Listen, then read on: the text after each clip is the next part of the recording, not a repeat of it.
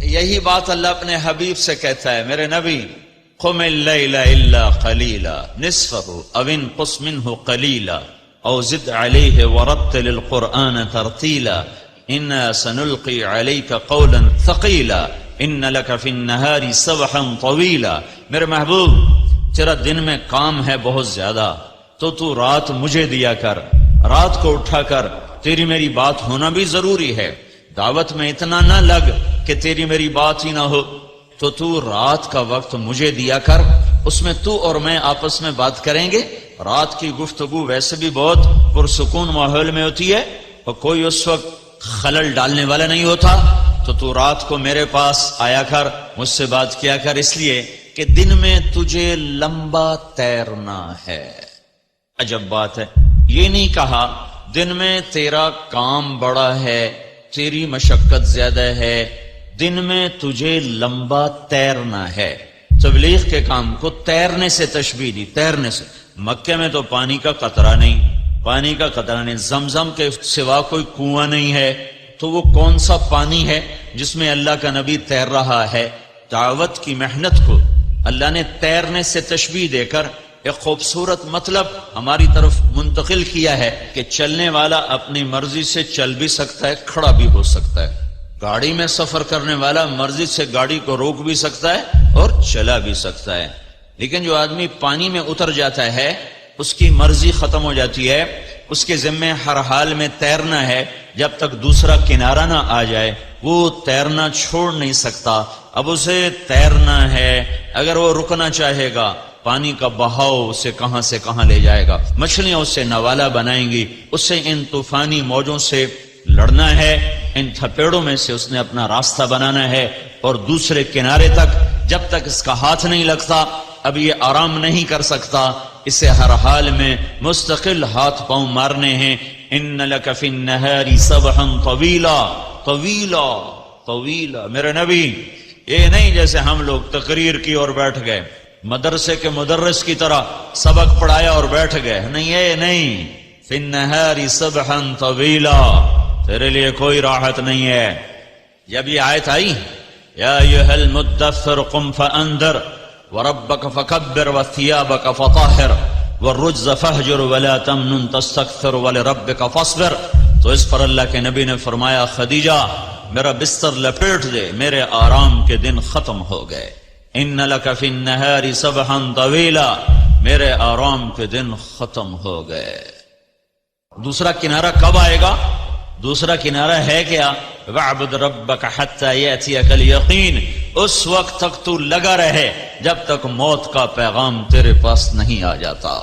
تو اللہ نے اپنے نبی سے بھی فرمایا کہ دن تو دے دعوت اور پھر لوگوں کے پیچھے، اور رات کو پھر مجھ سے بات کر، کہ اللہ سے بات کیے بغیر یہ کام ہو نہیں سکتا، کہ دل تو خالص اللہ کے قبضے میں ہے، اسے کون پھیر سکتا ہے اللہ کے بغیر، اسے کون بدل سکتا ہے اللہ کے بغیر۔ میرے بھائیو 1.25 لاکھ انبیاء پس گئے اور انہیں مشقت کی گھاٹیوں سے گزارا گیا، ایسی مشقتیں آئیں کہ انبیاء پکار اٹھے یا اللہ تیری مدد کب آئے گی۔ ہمارا نبی ساری دنیا کے سردار، جن و انس کے سردار، نبیوں کے بھی سردار، ساری زندگی آپ کی تہجد 11 رکعت نفل ہے، 11 رکعت، 8 نوافل اور 3 وتر، اور ابن عباس کی ایک روایت میں آتا ہے 15 رکعت، لیکن یہ 15 رکعت مستقل نہیں تھی، آپ کی مستقل رات کی بندگی 11 رکعت، کبھی اس سے بھی کم، کبھی اس سے بھی کم، سوتے بھی ہیں جاگتے بھی ہیں۔ کوئی رات آپ کی زندگی میں ایسی نہیں آئی کہ آپ نے عشاء کے وضو سے فجر کی نماز پڑھی ہو۔ تابعین میں، صحابہ میں بکثرت میں لیں گے عشاء کے وضو سے فجر کی نماز پڑھی، لیکن ہمارے رسول پاک صلی اللہ تعالی علیہ وسلم کی زندگی بھر میں کبھی نہیں ملے گا کہ عشاء کے وضو سے آپ نے فجر کی نماز ادا کی ہو۔ اور نماز کی عادت ڈالو۔ ایک نماز ہے جو ہم پڑھتے ہیں، وہ نماز نہیں کہہ رہا ہوں، فَإِذَا فَرَغْتَ فَانْصَبْ، نصب گڑ جانا، جیسے یہ بوتل ہے نا، یہ یہاں آ کے گڑی تو نہیں لیکن ایسے کھڑی ہے، تو اللہ کہہ رہا ہے فَانْصَبْ، ایسے جیسے لکڑی کو ٹھوکا جاتا ہے نا زمین میں اور کچھ اس کا حصہ اندر چلا جاتا ہے، اور اوپر والا ایسے ہو جاتا ہے تو نماز کے لیے ایسے کھڑے ہو، ایسے۔ عبداللہ بن زبیر پر حجاج حملے کر رہا تھا اور وہ حرم میں نماز پڑھتے، کوئی پتھر یہاں سے گزرتا، کوئی یہاں سے گزرتا، کوئی یہاں سے گزرتا، اور ان کے جسم میں ایسے بھی نہیں ہوتا تھا، ایسے۔ اتنے اطمینان سے نماز۔ وَإِلَىٰ رَبِّكَ، بولو، فرغب، رغبت کی نماز، نماز میں دل لگے، نماز میں کھڑے ہو جاؤ، نماز میں کا انتظار کرو، نماز کو اپنے مسائل کے حل ہونے کا ذریعہ بناؤ، نماز میں دعائیں مانگنا سیکھو۔ ہم دعا نہیں مانگتے، دعائیں مانگنا سیکھو، یہ بہت بڑا سبب ہے۔ اسباب ظاہریہ اختیار کرو اور نماز کو سب سے بڑا سبب بناؤ۔ اذا حزبہ امر فزع الی الصلاۃ، جب کوئی مشکل آتی تھی آپ نماز پڑھتے تھے، جب کوئی مشکل آتی تھی آپ نماز پڑھتے تھے۔ 3 دن گزر گئے، کھانے کو کچھ نہیں ملا، تو حضرت عائشہ سے کہنے لگے چلو آج میں اللہ سے جا کے بات کرتا ہوں۔ مسجد میں گیا، نفل شروع کر دی، ایک ستون کے پیچھے 2 نفل پڑھتے، پھر سلام پھیر کے دوسرا ستون، اللہ اکبر، پھر سلام پھیرا تیسرا ستون، اللہ اکبر، پڑھے جا رہے ہیں۔ اتنے میں حضرت عثمان آئے، اما جان اللہ کے نبی کہاں ہیں؟ ان کا 3 دن سے فاقہ تھا، اللہ سے مانگنے گئے تو ہزاروں قطار رونے لگے، مجھے کیوں نہ کہا، عبد الرحمن بن عوف کو کیوں نہ کہا، ثابت بن قیس کو کیوں نہ کہا، یہ سارے مالدار تھے۔ بھاگے بھاگے گھر گئے، پورا اونٹ بھر کے راشن کا لے کر آئے اور آ کر وہاں اللہ کے نبی کے گھر اتارا، اور پھر بھاگے بھاگے گئے اور گھر میں جو سالن تیار ہو گیا تھا وہ اٹھا کے لائے اور روٹیاں اٹھا کے لائے اور آ کر دیا کہ پکانے میں دیر لگے گی۔ جب اللہ کے نبی واپس آئے، پوچھا عائشہ کچھ ہوا؟ کہ یہ دیکھیں اللہ تعالیٰ نے سب کچھ کر دیا ہے۔ کہ یہ کون لایا ہے؟ کہ یہ عثمان لایا ہے۔ تو آپ نے ایسے ہاتھ اٹھائے، اے اللہ میں عثمان سے راضی ہوں، تو بھی اس سے راضی ہو جا۔ اے اللہ میں عثمان سے راضی ہوں، تو بھی اس سے راضی ہو جا۔ اے اللہ میں عثمان سے راضی ہوں، تو بھی اس سے راضی ہو جا۔ تو نماز کو اپنا وظیفہ بناؤ۔ یہ آج کل کے یہ سوشل میڈیا اور بہت سے ایسے نادان لوگ، یہ وظیفہ پڑھو، یہ وظیفے پڑھو، یہ پڑھو، یہ پڑھو، یہ سب فضولیات ہیں۔ سب سے بڑا وظیفہ نماز ہے اور دعا ہے۔ سب سے بڑا وظیفہ نماز ہے اور دعا ہے۔ باقی سب ڈھکوسلے ہیں، میرے اوپر جادو ہو گیا ہے، میرے اوپر اثر ہے، میرے اوپر جنات ہیں، یہ سب عاملوں کی جیب گرم کرنے کے اسباب ہیں۔ یہ کچھ بھی نہیں ہے، سب بک بک ہے، سب بک بک ہے۔ کبھی اس چکر میں نہ پڑنا کہ میرے اوپر جادو کر دیا گیا ہے، میری بندش کر دی گئی ہے، اولاد کی بندش ہو گئی ہے، کاروبار کی بندش ہو گئی ہے۔ نماز جو موجود ہے، اللہ جو موجود ہے، تو کبھی عاملوں کے چکر میں نہیں پڑنا۔ کبھی جو وظیفے بتانے والے ہیں 1000 دفعہ یہ پڑھو، 1000 دفعہ یہ پڑھو، میرے سر میں درد ہے۔ اور ایک بزرگ کہنے لگے کہ آپ 1000 دفعہ سورہ اخلاص پڑھا کرو۔ میں کہا جی پھر تو پہلے انہوں نے ہور درد ہوا جاوے گا جو میں سر درد نال میں 1000 واری سورۃ اخلاص پڑھا کے میرے کو تو نماز دی رکعت وچ کولو اللہ مشکل پڑی جاندی ہے۔ میں کہا جی یہ وظیفہ تسی اپنے کول ہی رکھو، یہ میرے واسطہ کوئی نہیں ہے۔ میرے نبی نے وظیفہ بتایا، نماز پڑھو، دعا مانگو، نماز پڑھو، دعا مانگو، صدقہ کرو، سخی بنو، بخیل نہ بنو۔ بخیل سے اللہ دوستی لگاتا نہیں، اور سخی سے اللہ دوستی توڑتا نہیں، چاہے فاسق ہو۔ اور سخاوت کا مطلب کوئی بہت زیادہ خرچ کرنا نہیں ہے، وہ دل کی کیفیت کا نام ہے، وہ دل کی کیفیت کا نام ہے۔ تو غریب بھی سخی ہو سکتا ہے، مالدار بھی ہو سکتا ہے، غریب بھی بخیل ہو سکتا ہے، مالدار بھی ہو سکتا ہے۔ بخل خود پیدا ہوتا ہے، سخاوت کو پیدا کرنا پڑتا ہے۔ سخی بنو۔ مولویوں میں سخاوت بہت کم ہے، بلکہ ہے ہی کوئی نہیں، کیونکہ شروع سے لینے کا جو کام شروع ہو جاتا ہے تو دینے کو دل ہی نہیں کرتا۔ تو دینا سیکھو تاکہ اللہ تمہیں دے، کھلانا سیکھو اللہ تمہیں کھلائے، پلانا سیکھو اللہ تمہیں پلائے۔ پھر سب سے بڑی سخاوت ہے، جس پہ ناراضگی ہے معاف کر دو۔ سب سے بڑی تواضع ہے، جس پہ زیادتی کی ہے اس سے جا کے معافی مانگ لو۔ معافی مانگنا اس سے بڑی تواضع کوئی نہیں، معاف کر دینا اس سے بڑی سخاوت کوئی نہیں ہے۔ اور اللہ کو سخی سے پیار ہے، وہ فاسق ہی کیوں نہ ہو۔ سامری نے بچڑے کی پوجا کروائی، اللہ نے کہا ان سب کو قتل کرو، وہ قتل ہو گئے۔ سامری نے پکڑا ہوا آ گیا، اللہ نے کہا موسیٰ سامری کو چھوڑ دے۔ یا اللہ، وہ بدبخت تو سب کو بچڑے کی پوجا پہ لگانے والا، اللہ نے کہا سخی ہے، سخی کو قتل کرنا مجھے اچھا نہیں لگتا، آپ ہی مر جائے گا، وہ بخار میں مر گیا۔ تو سخاوت ایسی چیز ہے جو کفر و نفاق میں بھی کام دے جاتی ہے۔ بیٹا سخی بنو، اور ایک سخاوت بتائیے جس پہ کوئی پیسے نہیں لگتے، معاف کرنا سیکھو، معاف کرنا سیکھو، درگزر کرنا سیکھو، اپنی کوتاہی کا کھل کے اعتراف کرو۔ جو معافی مانگنے آئے اس کے آگے منہ نہ بناؤ، اسے فوراً اپنے سینے سے لگاؤ۔ الا تحبون ان یغفر اللہ لکم، معاف کرنا سیکھو، معافی مانگنا سیکھو، اور نوافل میں تہجد کا اہتمام کرو۔ یہ شعار الصالحین ہے۔ آپ نوجوان ہو تو آپ 70 سے بھی آگے چلے گئے، تہجد کا اہتمام کرو۔ نوافل اس سر درد میں، اس سر درد میں میرے نفل کبھی چھوٹتے ہیں، ورنہ 40-50 نفل روزانہ پڑھتا ہوں۔ میری تہجد قضا نہیں ہوتی سوائے شدید تکلیف کے۔ پچھلے 30-35 سال سے اللہ نے مجھے تہجد کا پابند کیا ہوا ہے۔ یہ میں تم میری اولاد ہو، تمہیں ترغیب کے لیے سنا رہا ہوں، کوئی اپنی بزرگی نہیں جتا رہا ہوں، کہ تمہیں پتہ چلے کہ بیماری میں بھی اگر اہتمام ہو سکتا ہے تو اس جوانی میں کیوں نہیں ہو سکتا۔ جلدی سو، جلدی اٹھ، اس موبائل پہ کھیلنا چھوڑ دو، یہ تمہارا بہت وقت ضائع کرتا ہے۔ اس موبائل سے کھیلنا چھوڑ دو، اس کو دیکھنا چھوڑ دو، وہ وقت مطالعے پہ لگاؤ، تلاوت پہ لگاؤ، ذکر پہ لگاؤ، تسبیح پہ لگاؤ۔ دوسرا، نماز کا اہتمام کرو۔ آپ میں سے کسی کی رکعت نہیں چھوٹنی چاہیے۔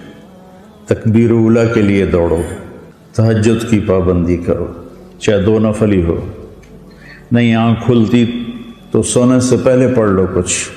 1985 سے اب تک اب یہ بیماری کے دن نکال دو، میری تلاوت قرآن نہیں چھوٹی، میرا ذکر نہیں چھوٹا، اور 1992 سے آج تک میری تہجد نہیں چھوٹی۔ یا اب کچھ ایام جو بیماری کے آئے تو اس میں تو میں فرض نماز بھی نہیں پڑھ سکتا تھا مشکل سے۔ تو بیٹا اللہ کے سامنے رات کو اٹھنا بڑا قیمتی ہے، بہت فائدہ ہوتا ہے۔ عبادت ہماری بیس بنیاد ہے، یہ نہیں کمزور ہونی چاہیے۔ تو اس میں اللہ تعالیٰ آپ کو ہمت دے، توفیق دے۔ یہ چند چیزیں ان کا اہتمام کرو گے تو بہت فائدہ ہوگا۔ رابعہ بصری رحمت اللہ علیہ اپنے خامن سے فرماتی رات کو غسل کر کے کپڑے پہن کے خوشبو لگا کہ آپ کو میری ضرورت ہے؟ اگر وہ کہتے نہیں تو پھر کہتی مجھے اجازت ہے میں اپنے اللہ سے بات کر لوں؟ کہنے کہ ہاں اجازت ہے۔ پھر ساری رات سجدے میں گزر جاتی تھی اور نفلوں میں گزر جاتی تھی اور رونے دھونے میں گزر جاتی تھی۔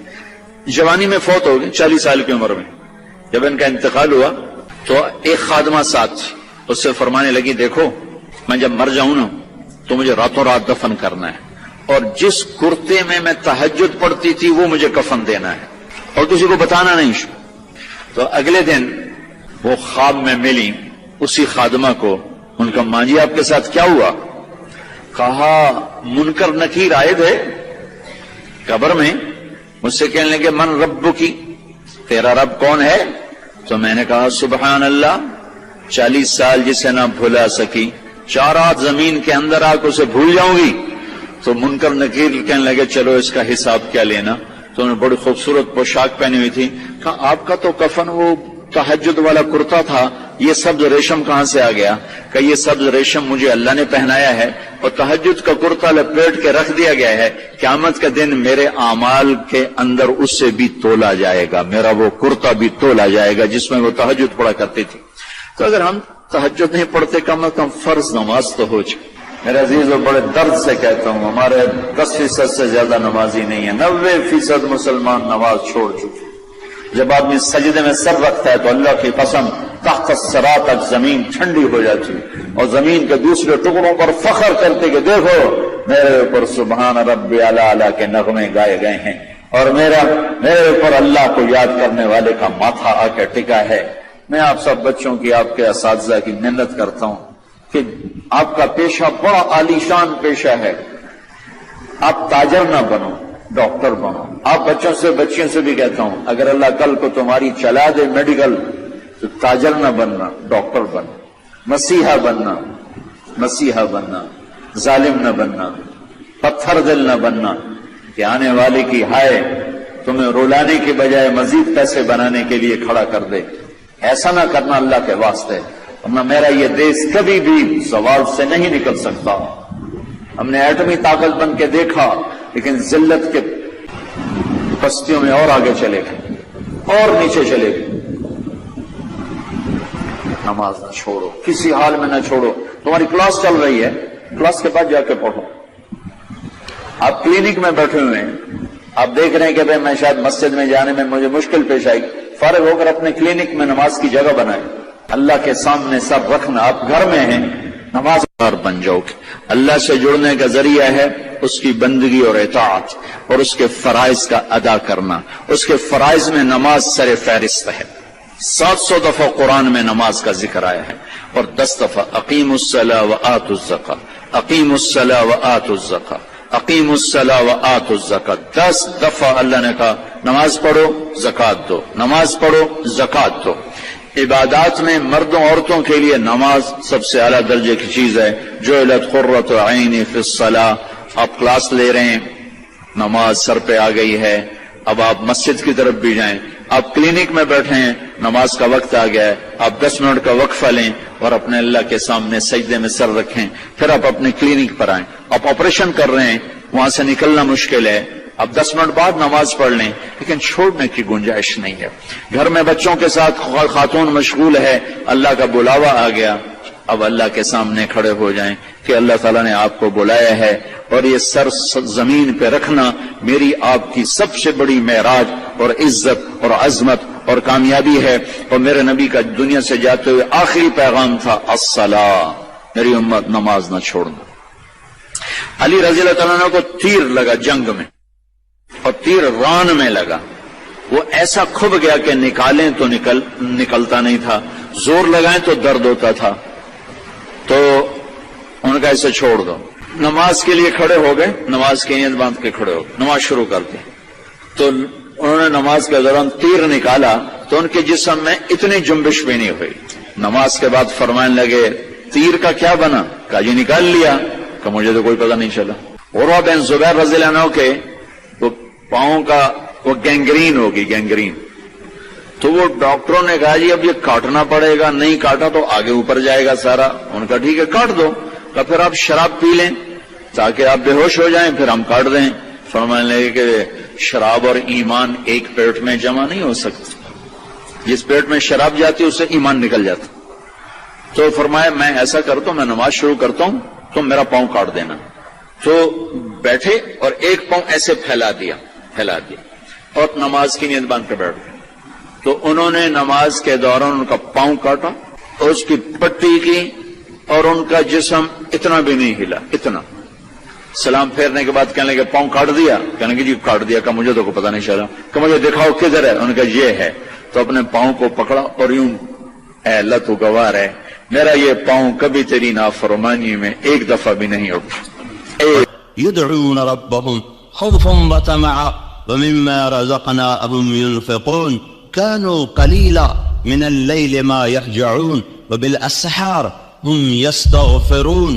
یہ اللہ تعالیٰ ان کی تعریف کر رہا ہے جو راتوں کو اٹھتے ہیں، اللہ کے سامنے روتے ہیں، اللہ سے باتیں کرتے ہیں، نمازیں پڑھتے ہیں، سجدوں میں سر رکھتے ہیں. اللہ انہیں دیکھ دیکھ کے خوش ہوتا ہے. تتجافا، کتنا خوبصورت لفظ اللہ نے کہا. اس کا ظاہری ترجمہ یہ ہے کہ وہ بستروں سے جدا ہو جاتے ہیں اور اللہ کے سامنے کھڑے ہو جاتے ہیں. لیکن اس کا اصل ترجمہ کیا ہے؟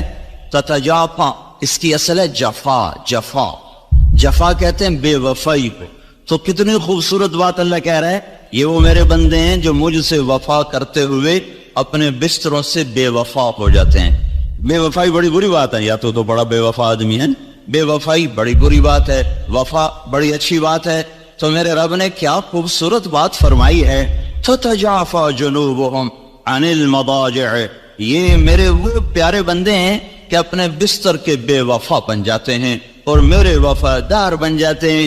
جسم ٹوٹتا ہے، نیند آتی ہے، اب اٹھاتے ہیں، منہ دھوتے ہیں، چھیٹے مارتے ہیں. آپ نے فرمایا مبارک ہو اس شخص کو جو تہجد میں اٹھا، وضو کیا، مصلی بچھایا، پھر بیوی کو بھی اٹھایا، وہ نہ اٹھی تو اس کے منہ پہ پانی کے چھینٹے مارے. پھر آپ نے فرمایا مبارک ہو اس عورت کو جو رات کو اٹھی، تہجد کا وضو کیا، پھر خامند کو اٹھایا، وہ نہ اٹھا تو اس کے منہ پہ پانی پھینکا، پھر دونوں اٹھ کے اللہ کو منانے کھڑے ہو گئے۔ اللہ ان کو دیکھ دیکھ کے خوش ہوتا ہے، ان کو دیکھ دیکھ کے آسمان کے در کھل جاتے ہیں۔ جیسے ماں بچوں کو پیار سے نہیں دیکھتی، اس کے چہرے کے جذبات دیکھنے کے ہوتے ہیں، ایسے ہی میرا رب اپنے اس بندے اور بندی کو ان محبتوں سے دیکھتا ہے جن محبتوں سے ماں نہیں دیکھ سکتی۔ 70 کا لفظ عربی زبان میں ہوتا ہے کثرت کے لیے، نہ کہ عدد کے لیے۔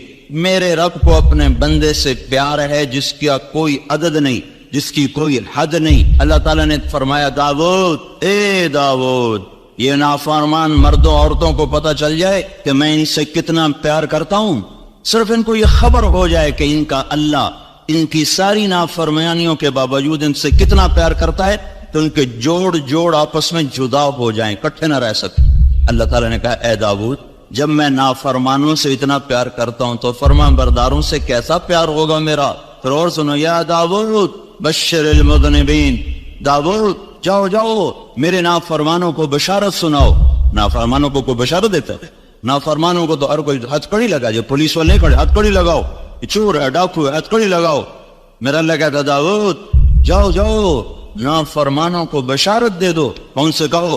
لا يتعاظم علی ذنب ان اغفر، نوروں کی بشارت، سورۃ فاتحہ اور سورہ بقرہ کا آخر۔ تو ہم تھوڑی سی بات سورہ فاتحہ پر کریں گے کہ میرے اللہ نے، میرے نبی نے فرمایا اوتیت المثانی مکان التوراۃ والمائدہ مکان الانجیل والحوامیم مکان الزبور وفضلت بالمفصلات۔ میرے سب سے بڑی کتاب تورات، سب سے بڑی، اٹھانا بھی مشکل تھا، اتنی بڑی کتاب۔ میرے نبی نے کہا اللہ نے مجھے تورات کے بدلے میں سورہ فاتحہ 7 آیات سورہ فاتحہ دے، اور انجیل کے بدلے مجھے اللہ تعالیٰ نے سورہ مائدہ دے دی، انجیل سورہ مائدہ۔ حوامیم، حامیم سے 7 سورتیں شروع ہوتی ہیں، 26ویں پارے سے وہ 25ویں پارے سے 24ویں پارے سے وہ شروع ہوتی ہیں اور 28ویں تک غالباً جاتی ہیں۔ 7 صورتیں اکٹھی، حامیم حامیم حامیم حامیم۔ تو زبور کے بدلے اللہ نے مجھے حامیم عطا فرمایا، اور باقی قرآن کے ذریعے سے مجھے عزت اور فضیلت عطا فرمایا۔ سورہ فاتحہ امام راضی رحمت اللہ علیہ ایک دفعہ اپنے خطبہ میں فرمانے لگے کہ اس سے 10,000 مسائل نکلتے ہیں، تو بعض لوگوں نے ان کا مذاق اڑایا۔ وہ مذاق اڑانا تفسیر راضی کا سبب بنا، تفسیر کبیر کا، کہ فرمایا کہ جب انہوں نے میرا مذاق اڑایا تو میں نے اللہ کا نام لے کر قلم اٹھایا اور میں نے لکھنا شروع کیا۔ پہلی جلد سورہ فاتحہ پر ہے اور 10,000 مسائل اس سے اس بندے نے نکال کے پیش کیے ہیں امت کو۔ کبھی موقع ملے تو آپ پڑھ لینا۔ اور حضرت علی کا فرمان ہے امام المتقین، اگر میں سورہ فاتحہ کی تفسیر کروں، سورۃ فاتحہ کی تفسیر لکھواؤں تو 70 اونٹوں پہ لادی جائے گی، 70 اونٹوں پہ۔ اور یہ خالی دعویٰ نہیں تھا، ایک حدیث اور سنو۔ ایک دفعہ عشاء کی نماز پڑھا کے تشریف فرما ہوئے اور فرمایا آؤ آج میں تمہیں سورہ فاتحہ کی تفسیر سناؤں۔ تو شروع کرتے ہیں بسم اللہ سے، اور بسم اللہ کی با سے شروع کرتے ہیں۔ عربی میں تو حروف کا بھی مطلب ہوتا ہے نا، با کا مطلب بیان کرنا شروع کیا اور فجر کی اذان ہو گئی، با چل رہی تھی۔ سبحان، ہم نے تو وہ، تم نے تو شاید وہ کتاب دیکھی نہیں، شرح میں تعامل الباء للالصاق مررت بزید، ہمیں تو بس اتنا ہی آتا ہے۔ یا حرف جر ہے، باؤ تاؤ کاف و لام و واو منز و مزقلا ربا حاش من عدا حتی، کیا ہے حتی الہ، جو من نحمیر زبانی یاد کی تھی۔ تو سورۃ فاتحہ سارے آسمانی کلاموں کا، جتنے آسمان سے کلام اترے، کتابیں اتریں، اس کا خلاصہ ہے قرآن، اور قرآن کا خلاصہ ہے سورۃ فاتحہ، اور سورۃ فاتحہ کا خلاصہ ہے ایاک نعبد و ایاک نستعین۔ ایک اور طرح سارے آسمانی کلاموں کا سردار ہے قرآن، اور قرآن کا سردار ہے سورۃ بقرہ، اور سورۃ بقرہ کا سردار ہے آیت الکرسی، اللہ لا الہ الا۔ تو آسمانی علوم کا خلاصہ قرآن، اور قرآن کا خلاصہ سورۃ فاتحہ، اور سورۃ فاتحہ کا خلاصہ ایاک نعبد و ایاک نستعین۔ یا اللہ صرف تیری بندگی، یا اللہ صرف تجھ سے مدد، ایاکا سارے طرفوں سے وَإِذَا سَأَلْتَ فَاسْأَلِ اللَّهِ وَإِذَا اسْتَعَنْتَ فَاسْتَعِنْ بِاللَّهِ ایاکا، یا اللہ صرف تیری بندگی، اور یا اللہ صرف تجھی سے مانگ، تیرے آگے جولی بھر، دنیا بھی اسی سے مانگنی ہے اور آخرت بھی اسی سے مانگ۔ اللہ نے ہمیں دنیا پہلے سکھائی، آخرت بعد میں سکھائی۔ ربنا آتنا فی الدنیا حسنہ وفی الآخرۃ حسنۃ وقنا عذاب النار۔ تو سارے آسمانی کتابوں کا خلاصہ یہ ایک جملہ ہے، ایاک نعبد۔ اور بندگی صرف نماز نہیں بلکہ پوری زندگی اللہ کی چاہت میں گم ہو جائے، ڈھل جائے، اور ہر ضرورت میں اللہ اس کی طرف ہاتھ اٹھے، مخلوق کی طرف ہاتھ۔ ایک ہوتا ہے ایک دوسرے کی مدد کے لیے، بھائی اپنا ٹریکٹر دینا، یار میری ہمارے ہاں آج ہمیں کوئی نہیں ہرائے گا، تو پہلے حملے میں ہی قدم اکھڑے، اور صرف 88 آدمی اللہ کے نبی کے ساتھ رہ گئے، 12,000 بھاگ گئے۔ پھر یوم حنین اذ اعجبتکم کثرتکم فلم تغن عنکم شیء۔ تو میرے عزیزو، سورۃ فاتحہ پورے قرآن کی چابی ہے، تمہید ہے۔ قرآن توحید بتاتا ہے، رسالت بتاتا ہے، آخرت بتاتا ہے۔ سورۃ فاتحہ میں توحید بھی ہے، رسالت بھی ہے اور آخرت۔ الحمدللہ رب العالمین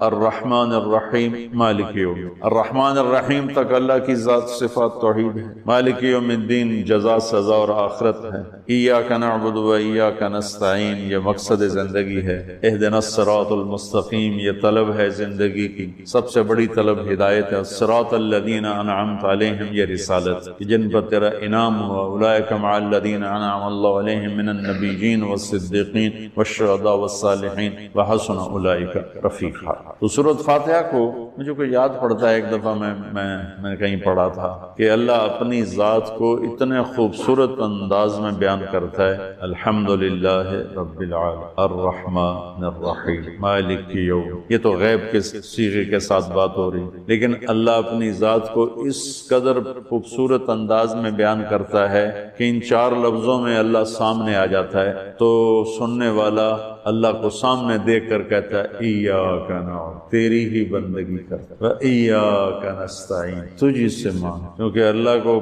دینے کے لیے کہیں سے مانگنا نہیں پڑتا۔ ابراہیم علیہ السلام نے آگ میں جاتے ہوئے جبریل اور ہوا کے فرشتوں کو کہہ دیا تھا اما الیک فلا واما الی اللہ فنعم ایاک نعبد و ایاک نستعین۔ اللہ تعالیٰ نے اپنی ذات کو اس خوبصورت انداز میں پیش کیا کہ جیسے ہم اللہ کو دیکھ کر کہہ رہے ہیں ایاک نعبد و ایاک نستعین، یا اللہ صرف تیری بندگی کریں گے، یہ سر اور کہیں نہیں جھکے گے، اور یا اللہ صرف تجھ سے مانگیں گے اور کسی سے نہیں مانگیں۔ قرآن وہ میں نے پہلے ایک مثال سے بتا دیا، یہ استعانت بالغیر نہیں ہے، بھائی مجھے قرض چاہیے اب مجھے 1 لاکھ روپیہ دے دیں، یہ اس میں نہیں آتا ہے۔ میرے نبی قرضہ اٹھاتے تھے، میرے نبی نے جنگ کے لیے تلوار اٹھائی، زرہ پہنی، اسباب کی دنیا ہے، اسباب کا اختیار کرنا اور چیز ہے، اور جن چیزوں میں اللہ کے سوا کوئی کرنے والا نہیں وہ لوگوں کے سامنے ہاتھ پھیلا دینا۔ استعانت صرف اللہ سے۔ اگر آپ نماز کی عادت ڈال دو، آپ پڑھتے ہو ہر حاجت میں مصلی پہ آ جاؤ، پھر آپ کو ایاک نستعین کا مزہ آئے، اپنی حاجت نماز کے ذریعے اللہ کے سامنے رکھ۔ ایک بدو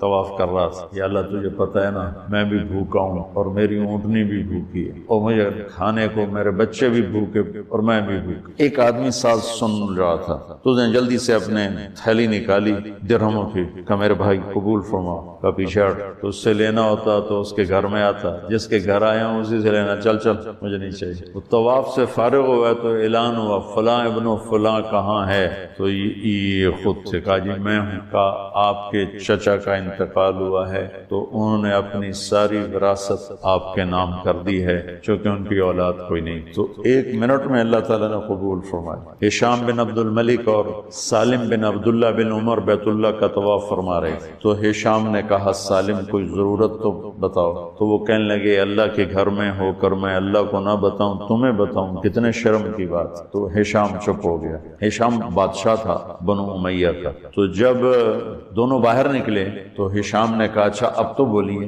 کوئی ضرورت بتائیں. تو سالم بن عبداللہ بن عمر حضرت عمر کے پوتے کہنے لگے کیا بتاؤں دنیا کی یا آخرت کی؟ وہ کہنے لگا دنیا کی بتاؤ، آخرت کی میں کیا پوری کروں گا؟ تو وہ کہنے لگے دنیا تو کبھی اللہ سے نہیں مانگی، تجھ سے کیا مانگی؟ ما سألت من یملکھا فکیف من لا یملکھا، جو دنیا کا شہنشاہ ہے دنیا تو اس سے کبھی نہیں مانگی، تم سے کیا مانگی؟ تو میرے عزیزو سارے قرآن کا خلاصہ یہ دو لفظ ہیں، ایاک نعبد. امت اللہ کے سامنے سر جھکا، ہر حرام چھوڑ دے، ہر حلال پہ آ جائے. بندگی صرف نماز نہیں ہے، بازار کی بندگی کیا ہے؟ سچائی، ناپ تول کا پورا ہونا، وعدے کو وفا کرنا، کھوٹ ملاوٹ سے بچنا، یہ بازار کی عبادت. اقتدار کی عبادت کیا ہے؟ ظلم سے بچنا، اپنی طاقت سے کسی پہ ظلم نہ کرنا، انصاف کو ہاتھ سے نہ جانے دینا. وکالت کی عدالت کی عبادت کیا ہے؟ ظالم کا ساتھ نہ دینا. سیاست کی عدالت کی عبادت کیا ہے؟ کاغذ کو مال سمجھے ہوئے 10 منزلہ بلڈنگ بنائی اور اتنے سے کاغذ کے تھدی پر بیچ دی. اور اب تو کاغذ میں نہیں رہ گئے، اب تو وہ کارڈ آ گئے، کارڈ پلاسٹک کے کارڈ ہر کوئی لیے پھرتے. اور یہ مرنے والا 10 بڑے صحابہ میں ایک ہے اور 3 ارب 10 کروڑ 20 لاکھ دینار چھوڑا ہے. ایک دینار 4.5 ماشے سونے کا ہوتا تھا، سونا گولڈ. اور ایک ماشا پاکستان میں 5,000 روپے کا ہے. پاکستان 3 ارب 10 کروڑ دینار، اس کو ضرب دو 4.5 سے، پھر اس کے ماشے بناؤ، پھر اس کو ضرب دو 5,000 سے، تو پورا انگلستان خرید سکتے تھے. اور 10,000 بکریاں اور 1,000 گھوڑے اور 1,000 اونٹ اور زمین ہر جگہ پر بے شمار. اور یہ جو چھوڑا ہے یہ دونوں ہاتھوں سے خرچ کیا، دونوں لاتوں سے خرچ کیا، پھر بھی اتنا بچا. سخاوت کے بادشاہ. اور سونے کی ٹائلز تھیں، ٹائلز جن کو اولاد میں تقسیم کرنے لگے وراثت میں، تو کاٹتے کاٹتے آریاں ٹوٹ گئیں، چاقو ٹوٹ گئے، چھریاں ٹوٹ گئیں، ان کو کاٹتے کاٹتے. حلال کمایا ہے، اللہ بھی خوش ہے، حرام کی ایک پینی بھی تباہ و برباد کر دے گی. اور حلال کا ڈھیر بتا رہا ہوں، اللہ راضی ہے. بلکہ اللہ کے نبی نے ٹائٹل دیا عبد الرحمن تاجر الرحمن. عبد الرحمن رحمان کا تاجر ہے، یہ اللہ کا تاجر ہے. اللہ کو راضی کر کے دنیا بناؤ تو تمہاری جنت کا ذریعہ ہے.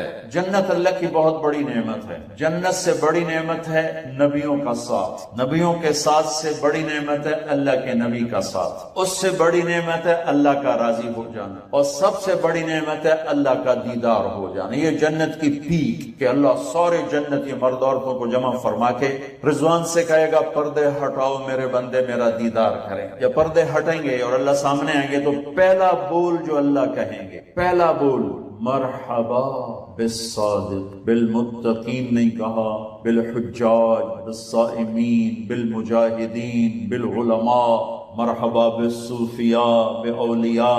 اب حیران ہو گئے دین کے کتنے ٹائٹل ہیں؟ شہادت ہے، ولایت ہے، عبادت ہے، تقوی ہے، نماز ہے، روزہ ہے، حج ہے، زکوٰۃ ہے. لیکن میرے اللہ سب سے پہلے جو خطاب فرمائیں گے کہ میں اپنے سچے بندوں کو مرحبا، میں اپنے سچے بندوں کو ویلکم. اپنے بازار دیانتداری وعدہ خلاف پیسے پڑے ہوتے ہیں دیتے نہیں. یہ کئی لوگ مجھے کیا پتا میں کون سا بازار میں بیٹھتا ہوں، لیکن آپ یہ کہ بھائی بندے آ کے بتاتے ہیں پیسے پڑے ہوتے ہیں دیتے نہیں. اس لیے نہیں دیتے کہ کوئی مصیبت ہے، بس بازار کا رواج ہے نہیں دینا، وعدے پہ نہیں دینا. کوئی ٹمٹماتے چراغ ہیں جن کی وجہ سے برکت چل رہی ہے، ورنہ ہمارا بازار جھوٹ کی سیاہی میں گم ہو چکا، وعدہ خلافی میں گم ہو چکا ہے، ہیرا پھیری میں گم ہو چکا ہے. بھائیو حکومت کو گلا دینا چھوڑو، فرد کے حساب سے سچا بننا شروع کرے، دیانتدار بننا شروع کرے. امام ابو حنیفہ کے پاس ایک عورت تھان لے کر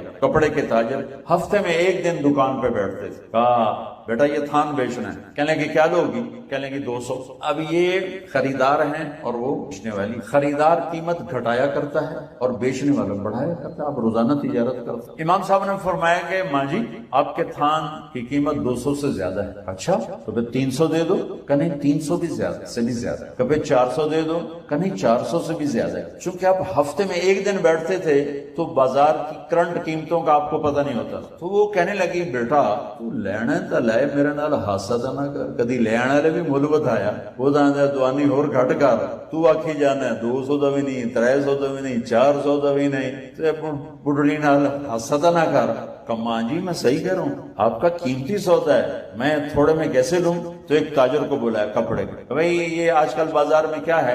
کہا جی 500 درہم کا چل رہا ہے۔ 500 درہم نکال کر کہا ماں جی آپ کا یہ 500 کا تھا، 200 میں رکھنا میرے لیے ٹھیک نہیں، میں آپ کو بہت۔ یہ مسلمان کی تجارت۔ جریر بن عبداللہ نے اپنے غلام سے کہا بعد منڈی سے گھوڑا لے کر، اس نے گھوڑا خریدا، مالک سے 300 روپے یعنی درہم طے ہوئے۔ جریر بن عبداللہ شاہی خاندان کے آدمی، نوکر سے پوچھا کتنے میں خریدا ہے؟ وہ مالک ساتھ آیا تھا، پیسے انہوں نے دینے تھے، نوکر کے پاس پیسے نہیں تھے۔ کہا جی 300 میں۔ یہ شاہی خاندان کے تھے، گھوڑوں کی نسلوں کو جانتے تھے۔ کہیں گے بھائی اگر میں تیرے گھوڑے کے 400 دے دوں تجھے کوئی اعتراض ہے؟ کہ نہیں یہ کوئی نہیں۔ اگر 500 کر دوں تو پھر تو مجھے اور خوشی ہوگی، کہ 600 کر دوں تو پھر اور خوشی ہوگی، کہ اگر 700 کر دوں وہ ڈاماڈول ہو گیا، پتہ نہیں یہ لائندہ ہے یا میں ہاسا کی جانا۔ کہا 800 کر دوں، وہ کہنے لگا حضور میں تو 300 تو خوش بیٹھا ہوں، 500 کڑے گل بٹھائی جانتے ہو، دے چھوٹو میں تو بڑی خوشی دی گل ہے۔ تو انہوں نے نوکر سے کہا اس کو 800 دے دے اور گھوڑا باندھ دے۔ جب وہ لے گئے ان تو پنجے گھیو تے سر کڑا یہ ہو گیا۔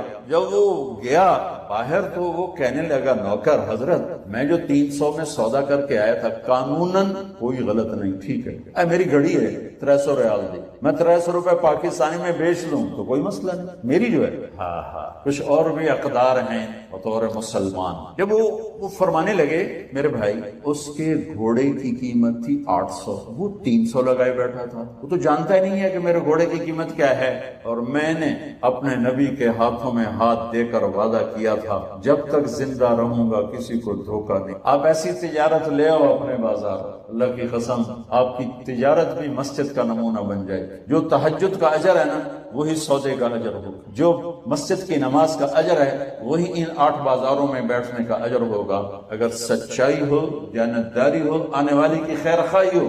کہ مسلمان تاجر تجارت صرف اس لیے نہیں کرتا کہ مال کمائے، وہ اس لیے تجارت کرتا ہے کہ لوگوں کا بھی بھلا، لوگوں کو بھی فائدہ پہنچا۔ یونس بن عبید کپڑے کے تاجر تھے۔ ایک حدیث یاد آ گئی کپڑے سے کہ اللہ کے نبی نے فرمایا کہ اگر جنت میں اللہ تجارت کی اجازت دے دے، اگر بڑے زمانے بعد مجھے حدیث یاد آئی، اگر جنت میں اللہ تعالی تجارت کی اجازت دے دے تو لوگ 2 چیز کی تجارت کریں گے، ایک کپڑے کی اور ایک خوشبو، ایک کپڑے کی اور ایک خوشبو۔ بڑے زمانے یا یہ حدیث جنید جمشید مرحوم نے پہلے وہ کپڑے کی دکان کھولی تو اس کی میں گیا دکان پر تو اس کے والد مرحوم بھی کھڑے تھے، تو میں نے ان کو اس وقت میں تازہ پڑھی تھی اور تو پتہ نہیں کتنے سال بعد یاد آئی آپ کی برکت سے، تو میں نے انہیں سنایا کہ اللہ کے نبی کا فرمان ہے جنتیوں کو اگر اللہ دکانیں کھولنے کی اجازت دے دے تو یا کپڑے یا عطر کی دکانیں کھولیں۔ تو اللہ تعالیٰ نے یہ بہت خوبصورت پیشہ بنایا ہے، آپ اس کو جنت کا زادرہ بنا لیں۔ اور یہ حکومت کے ڈنڈے سے سچ نہیں آئے گا، حکومت کے ڈنڈے سے دین نہیں آئے گا، حکومت کے ڈنڈے سے دیانتداری نہیں آئے گی۔ یہاں سے اس کو شروع کریں کہ آپ سچائی، دیانتداری۔ یونس بن عبید رحمت اللہ علیہ کپڑے کے تاجر، ایک خالص ریشم کا تھان، ایک ناخالص ریشم کا تھان، خالص 400 درہم، ناخالص 200 درہم۔ بیٹے کو بٹھایا، کام پہ گئے، واپس آئے تو ایک آدمی بغل میں تھان لے کے باہر نکل رہا تھا، ناخالص ریشم۔ بھائی یہ کتنے میں لیا ہے؟ کہا جی 400 میں۔ کہا بھائی تو نے مہنگا لیا ہے۔ کہا حضور مجھے اس میں 100 روپے پروفٹ ہے، میرے علاقے میں یہ 500 کا بکے گا۔ کہہ رہے بھائی تو اس پہ 300 پروفٹ لے سکتا ہے۔ کہا جی جناب تسی کون ہو؟ کہا میں اس دکان کا مالک ہوں، یہ میری دکان سے خریدا ہے۔ کہا واپس آؤ، اس کو واپس لیا، واپس لائے۔ ہاں بھائی، بیٹے سے پوچھا یہ اس کی قیمت بھول گئے تھے یا جان بوجھ کے 400 مان؟ ان کا ابا میں نے 400 کہی، اس نے دے دی تو میں نے لی۔ کوئی توڑا پترے کردہ تا تو سانو نال انعام بھی دے بنائی تے آگے پتر شاہ یہ ہاتھ رکھی آج تک تو بڑے شیخ نے بھی پیچھے ہٹا چھڑیا، بڑے میاں چھوٹے میاں سبحان اللہ، انہوں نے کھڑا تو جا سری نے روٹی کھاتے آ، روز ایک چھری ہاتھ سے رکھیا کر۔ انہوں نے وہیں اس کی نقد بیزتی کا بیٹا اللہ ہمیں 200 میں بھی نفع دے رہا ہے۔ کہا ابو بکر جنتی، عمر جنتی، عثمان جنتی، علی جنتی، طلحہ جنتی، زبیر جنتی، سعد جنتی، عبد الرحمن جنتی، ابو عبیدہ جنتی، سعید جنتی۔ یہ 10 آدمی میرے نبی نے فرمایا جنتی، ان میں سے ایک بھی نہ زمیندار ہے، نہ مزدور ہے، نہ فقیر ہے، سب بڑے سردار لوگ ہیں، بڑے چودھری لوگ ہیں، سب تاجر ہیں، سب تاجر ہیں۔ آپ کے لیے تو ڈائریکٹ نمونہ ہے مجھے نمونہ ڈھونڈنے کے لیے مدینے کے صحابہ کو دیکھنا پڑتا ہے، انصار مدینہ کو دیکھنا پڑتا ہے. آپ کو تو ڈائریکٹ اپنا نبی دکھا رہا ہے، چونکہ میرے نبی نے ذمہ دارہ نہیں کیا، ذمہ داری کے اصول بتائے، ہر چیز کو بتا کر گئے. ترکتکم علی محجۃ بیضاء لیلھا کنہارھا لا یزیغ عنہا الا ہالک، میں تمہیں اس راستے پہ چھوڑ کے جا رہا ہوں جس میں اندھیرا آتا ہی کوئی نہیں، دن ہی دن ہے، رات ہے ہی کوئی نہیں، جو اس راستے سے ہٹے گا وہ ہلاک ہو جائے گا. تو میرے نبی کے مدنی صحابہ ذمہ دار تھے. مجھے جب کوئی اپنے ذمہ داری کے لیے روشنی چاہیے تو میں صحابہ کو دیکھتا ہوں. آپ تو ڈائریکٹ اللہ کے نبی کو دیکھ سکتے، آپ کیسے کھڑے ہوئے، آپ نے کس طرح تجارت فرمائی، مال تجارت کس خوبصورتی کے ساتھ، حضرت خدیجہ کا مال، اس سے پہلے تجارتی سفر جو آپ نے فرمائے ہیں. اور آپ نے یہ خوشخبری ذمہ داروں کو نہیں دی کہ نبیوں کے ساتھ حشر ہوگا. آپ نے کہا سچا تاجر نبیوں کے ساتھ اٹھایا جائے، سچا دیانتدار، التاجر الصدوق الامین، سچا ہو، امانت دار ہو، وعدے کا پکا ہو، نبیوں کے ساتھ اٹھایا جائے گا. میرے پیشے کو کیوں نہیں کہا کہ میرا ٹیسٹ ہی کوئی نہیں؟ ہمارا ٹیسٹ کوئی نہیں. ہم نے گندم کاشت کی، وہ اور 2 مہینے کے بعد کٹ کے باہر پڑی ہوگی، میں اس میں کیا ملاوٹ کروں، کیا جھوٹ بولوں، کیا دھوکہ دوں. ابھی کپاس ہماری ختم ہو گئی تو کپاس عورتوں نے چنائی کی، ہم نے ڈھیر لگا دیا، व्यापारी نے آ کے اس کو تولا اور لے کے چلے گئے. اس میں میں بطور ذمہ دار یا میرا کوئی ملازم کیا ہیرا پھیری کر سکتا ہے، کیا جھوٹ بول سکتا ہے، کیا وعدہ خلافی کر سکتا ہے؟ میرا ٹیسٹ ہی کوئی نہیں. آپ روزانہ ذبح ہوتے ہو، روزانہ ذبح ہوتے ہو. ایک بڑا تاجر ہے لاہور کا، تو وہ کچھ دن ہمارے ساتھ رہا تو داڑھی رکھ لی، بیچ میں 6 مہینے ملاقات نہ ہوئی تو میں نے دیکھا پھر اس نے شیو کیا ہوا.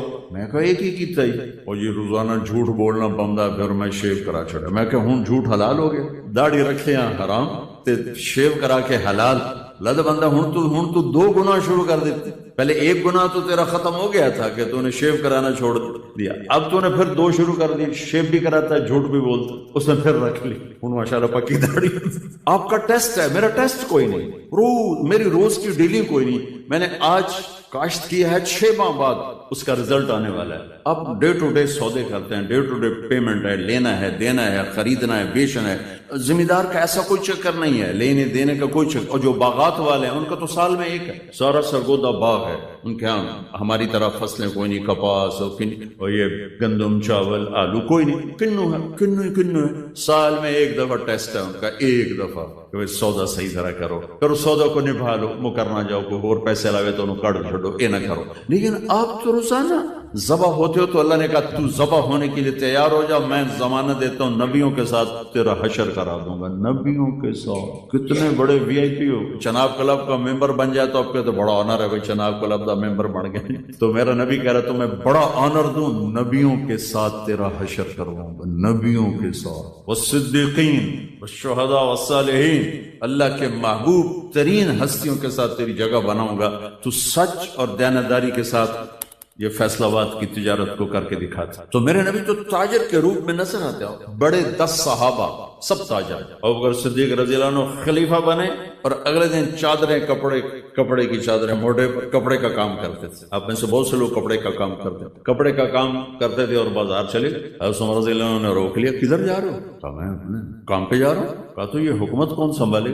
کہا تو میں بچوں کو روٹی کہاں سے کھلاؤں. سبحان اللہ. توکل کا مطلب یہ نہیں کہ آدمی اسباب چھوڑ دے، توکل کا مطلب ہے کہ آدمی حلال پہ جم جائے، حرام سے بچ، سچ پہ جم جائے، جھوٹ سے بچ جائے، دیانت پہ جم جائے، دھوکے سے بچ جائے. تو عمر کہنے لگے نہیں اب تو نہیں کر سکتا ہے سارا کام ہے، چلو میرے ساتھ واپس آؤ. ان کو واپس لائے. ان بڑے صحابہ کو بلا کے مشورہ ہوا تو ان کا ایک وظیفہ مقرر کیا گیا جو ماہانہ ان کو ملنے لگا. پھر جب وہ انتقال فرما گئے تو حضرت عمر خلیفہ بنے تو انہوں نے سارے صحابہ کو جمع کر کے فرمایا کہ دیکھو بھائی، میں خلیفہ بننے سے پہلے تجارت کرتا تھا. انہوں نے کہا میں تاجر، میں تجارت کرتا تھا تو میرا گھر چلتا تھا. اب حکومت کے ساتھ میں تجارت کو چلا نہیں سکتا، میرا وظیفہ مقرر کرو. تو ان کا وظیفہ مقرر کیا گیا. اب عثمان رضی اللہ تعالیٰ عنہ اتنے بڑے تاجر تھے کہ تیونس کا مال غنیمت آیا جس پر رومن امپائر تھی، اور رومن امپائر کا بہت بڑا یہ خوبصورت صوبہ تھا اور بہت مضبوط مالدار صوبہ تھا. اس کا مال غنیمت آیا جو 1000 برس کے خزانے تھے.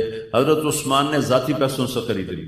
حضرت علی رضی اللہ تعالیٰ عنہ نے فرمایا کہ میری 48,000 دینار زکوٰۃ نکلتی ہے. 48,000 دینار. ایک دینار ہوتا ہے 4.5 معاشرے سونے کے حساب سے بلا کے ویکھو کتنے اربوں روپے جنہوں کی زکوٰۃ بن جاتی، کروڑوں روپے میں ان کی زکوٰۃ بن جاتی. تو 4 تو بڑے تاجر بھی تھے اور بڑے حکمران بھی بنے، گورنر بھی بنے.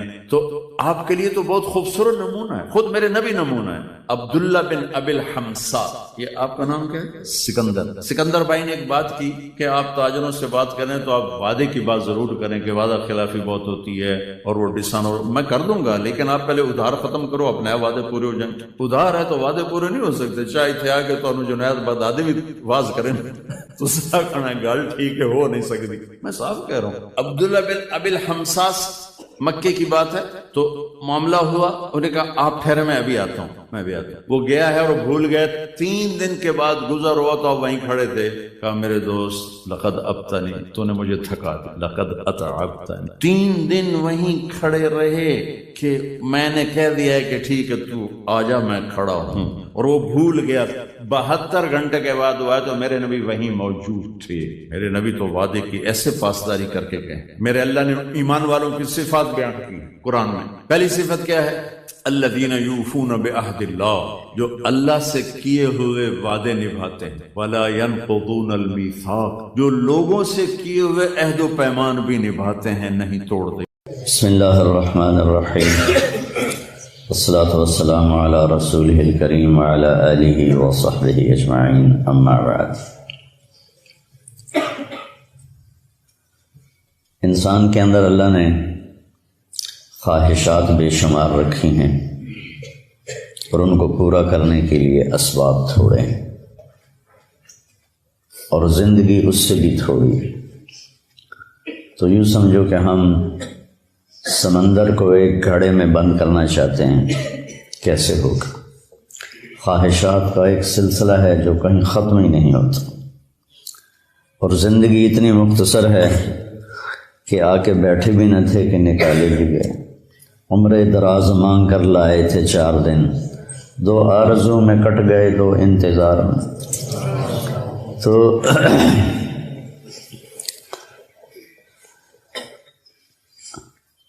اس سے پتہ چلتا ہے کہ کوئی اللہ نے اگر ہمیں چند دن کے لیے پیدا کرنا تھا تو اتنی خواہشیں کیوں رکھی؟ پرندوں میں یہ خواہشیں کیوں نہیں؟ 1000 سال پہلے کوا جیسے گھونسلہ بناتا تھا، آج بھی ویسا ہی بناتا ہے.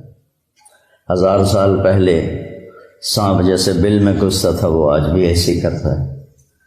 شیر اپنی کچھار میں نے دیکھی کینیا کے جنگل میں اپنی آکانا، 2000 سال پہلے بھی ویسے ہی بناتا تھا، آج بھی ویسا ہی ہے.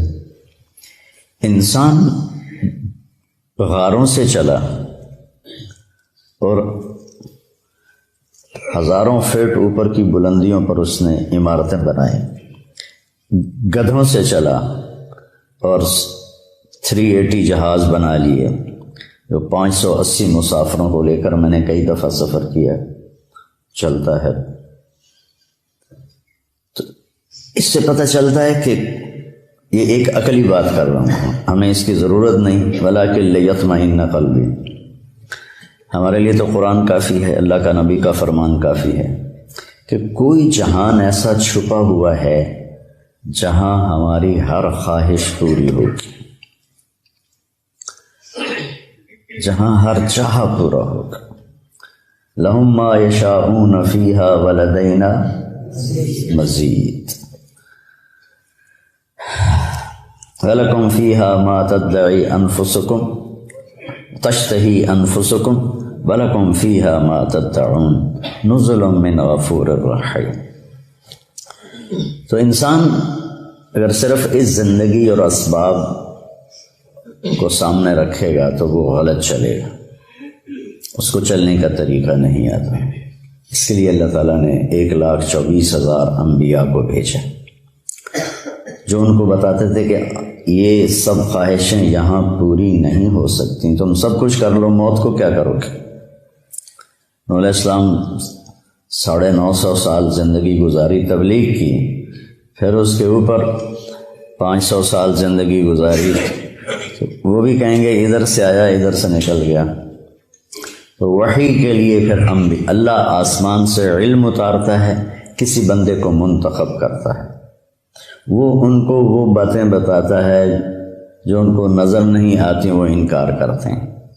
اس پر اللہ ان کو معجزہ دیتا ہے، ایک ایسا کام ان سے کرواتا ہے جو کوئی کر نہ سکے، کہ یہ دیکھو یہ انسانی بس سے باہر ہے، تو میں نے کیا ہے، میں نے نہیں کیا، اللہ نے کروایا ہے. وہی اللہ کہہ رہا ہے موت کے بعد زندگی ہے، جنت ہے، جہنم ہے. صالح علیہ السلام کی قوم، میں گیا ہوں وہاں، ان کے گھر دیکھے میں نے، پہاڑوں کو کھود کھود کے گھر بنایا، شہر بنایا ہوا. تو کہنے لگے اگر تو سچا ہے تو اس پتھر سے اونٹنی نکال جو آتے ہی بچہ دے. تو اپنی طرف سے انہوں نے صالح علیہ السلام کو عاجز کر دیا، پتھر چٹان پھٹی، اونٹنی نکلی، بچہ دے دی. فرعون کہتا ہے کہ تو کہاں سے نبی بن کے آ گیا، کہ اولو جئتک بشیء مبین، اگر میں تمہیں کوئی دکھاؤں کارنامہ، قال فات بہ ان کنت من الصادقین فالقى عصاه فاذا هي ثعبان مبین. تو وہ جو لاٹھی ہاتھ میں تھے وہی پھینک، اتنا بڑا اژدہا بن گیا. تو سب سے آخر میں اللہ تعالیٰ نے جناب رسول اللہ صلی اللہ علیہ وسلم کو سارے عالم کے لیے بھیجا. ہر نبی کو معجزے دیے، کچھ مذکور ہیں، کچھ کسی کا ذکر ہے، کسی کا نہیں ہے. تو اللہ تعالیٰ کے محبوب کو اللہ نے سب سے زیادہ معجزات دیے، سب سے زیادہ. سارے نبیوں کے معجزے ختم ہو گئے. آپ کا معجزہ قرآن ہے جو آج تک باقی ہے، کہ پوری دنیا کے فصیح و بلیغ عاجز ہیں کہ اس جیسی ایک سطر لکھ کے دکھا دیں. پھر آپ کے معجزات میں بہت بڑا معجزہ معراج ہے، کہ کائناتی عقل، ہمت، سوچ بالکل ماننے سے منکر ہے، لیکن اللہ نے اس کو قرآن میں ذکر کیا. آپ کی انگلیوں سے پانی نکلا، یہ حدیث پاک میں آتا ہے. آپ نے چاند کے 2 ٹکڑے کیے، حدیث پاک میں آتا. وانشق القمر میں بھی اس کا اشارہ ہے، اقتربت الساعۃ وانشق القمر. لیکن جو آپ کا معراج کا سفر ہے، یہ ایک ایسا معجزہ ہے کہ انسانی عقل دنگ ہے. کچھ لوگ اس کو خواب کہتے ہیں. اگر خواب ہے تو قریش مکہ کو اتنا لڑنے کی کیا ضرورت تھی؟ خواب تو کسی کو بھی آ سکتا ہے. تو سبحان الذی اسرا بعبدہ، بے با کا صلہ ساتھ ملا ہوا ہے تاکید کے، ورنہ اسرا کے ساتھ با کی ضرورت نہیں ہے، سرا کے ساتھ با کی ضرورت ہے. اسرا کے ساتھ تو با کی ضرورت ہی نہیں ہے. بعبدہ باب افعال متعدی ہوتا ہے.